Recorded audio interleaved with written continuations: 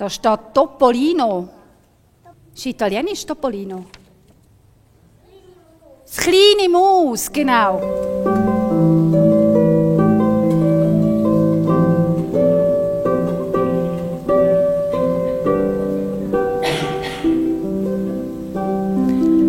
Da war einmal eine Mausfamilie.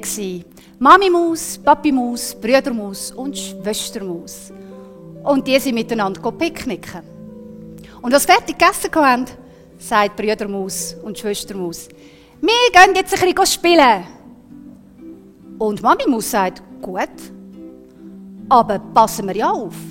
Geht nicht zu nahe an den Hag ran, weil auch nicht am Hag wohnt eine Katze.»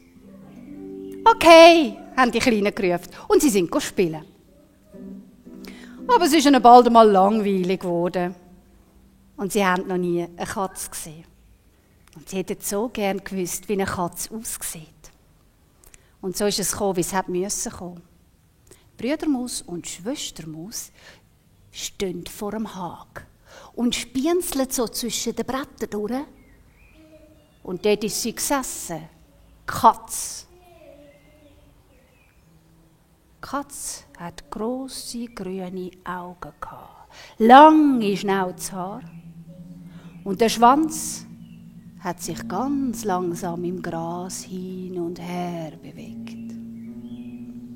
Und Brüdermaus flüstert: «Ist das jetzt eine Katze?» Und Schwestermaus sagt: «Ja, ich glaube, das ist eine Katze.» «Hallo, Katze!» Die Katze hat nichts dergleichen da. «Hallo, Katze!» Sie hat immer noch nichts dergleichen da. «Hallo, Katze!» Jetzt sind die Augen der Katze schmal geworden. Aber die zwei kleinen Mauskinder sind immer frecher geworden. Die haben angefangen, vor dem Hag hin und her zu rennen. Und haben die ganze Zeit gesagt: «Hallo, Katze! Hallo, Katze!» Sie sind immer frecher geworden. Und da hört der Schwanz von der Katze auf zu bewegen. Und mit einem Satz ist sie beim Hag zu, streckt ihre Pfoten durch. Sie hat aber die zwei Kleinen nicht verwünscht. Die sind vor Schreck erstarrt gewesen. Wo sie aber merken, dass die Katze nicht so weit über mag, sind sie noch übermütiger geworden. Und die haben angefangen, die Katze zu zäukeln. Sie sind hin und her gerannt, immer schneller. Aber die Katze war eine schlaue Katze. Die ist auf den Hag gekumpelt. Und die zwei Kleinen. Und sie setzt Gott zum Sprung an.